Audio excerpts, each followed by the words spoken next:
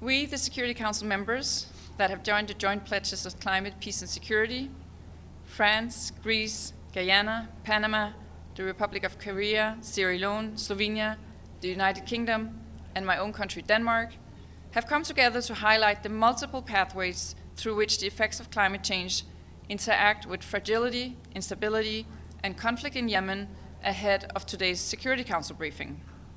Yemen has endured a decade of conflict, leading to a devastating humanitarian situation, including food, energy, and water insecurity, all compounded by the effects of climate change. An estimated 18 million Yemenis are food insecure and lack access to safe drinking water and sanitation, ranking among the lowest globally in water availability.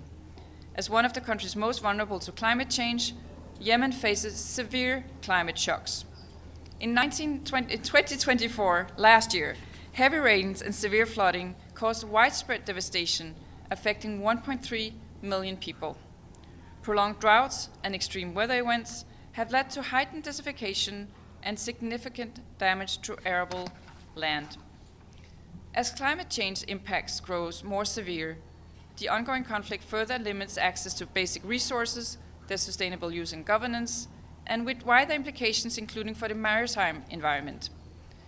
Escalating resource competition leads to intercommunal and intertribal tensions and could adversely impact social cohesion, threatening Yemen's short and long-term peace and stability. This further shows the complex interplay between climate change, conflict, food and water insecurity, which directly and or indirectly impact each other. Addressing climate change and environmental degradation challenges is a stepping stone to peace efforts, offering platforms for collaboration, reconciliation, and peace building. Today, we emphasize three key messages. First, we must focus our efforts on strengthening local systems and mechanisms for preventing, resolving, and managing local grievances and conflicts related to land, water, and natural resources.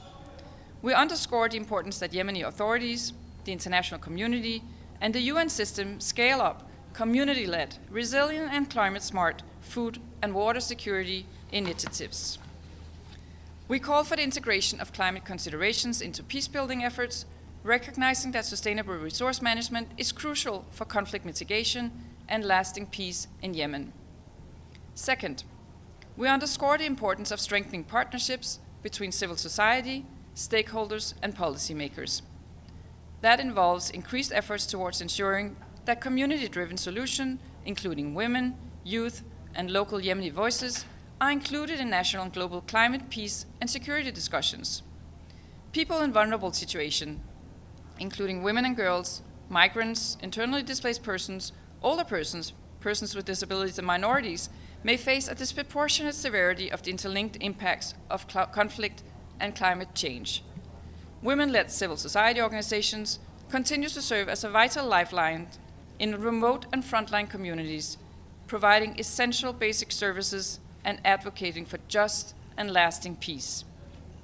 Third, we reiterate the need for the international community to support the Yemeni authorities to implement a more effective adaptation and mitigation measures in responding to extreme weather events.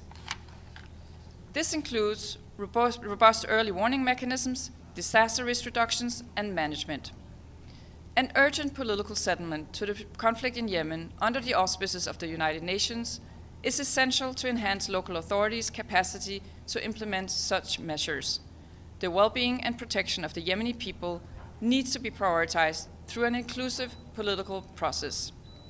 This is why any future peace settlement must integrate the interconnected and compounding effects of climate change and conflict through prevention, recovery, and reconstruction efforts. In conclusion, we'll continue to advocate for a more systematic and strategic approach to integrate the climate, peace, and security nexus in our discussions on Yemen in the Security Council and beyond. We thank you very much.